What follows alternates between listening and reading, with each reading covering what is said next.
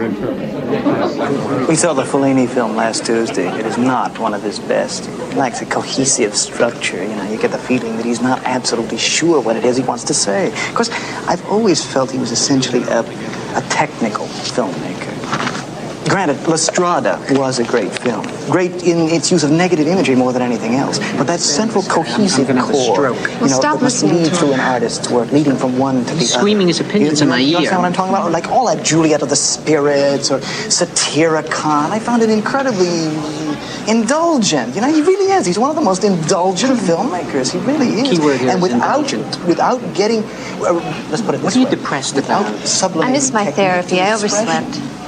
How can you possibly oversleep? The alarm clock. Do you know the hostile gesture that is to me? I know, because of our sexual problem, right?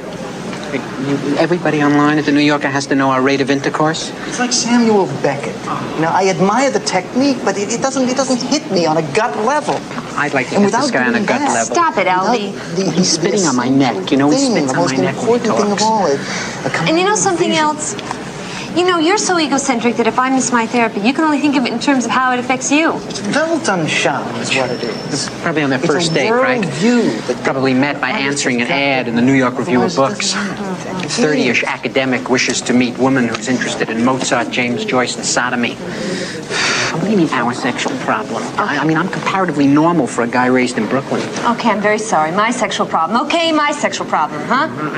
I never read that. That was Henry James, right? Novel? You know what the sequel to Turn of the Screw? It's the influence of television.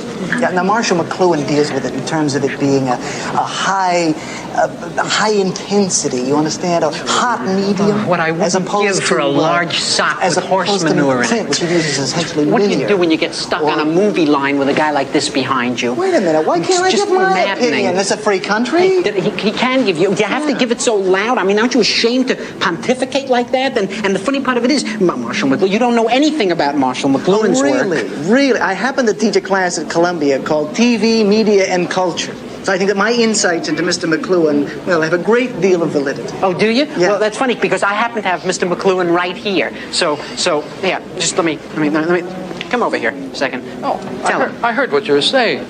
You know nothing of my work. You mean my whole fallacy is wrong.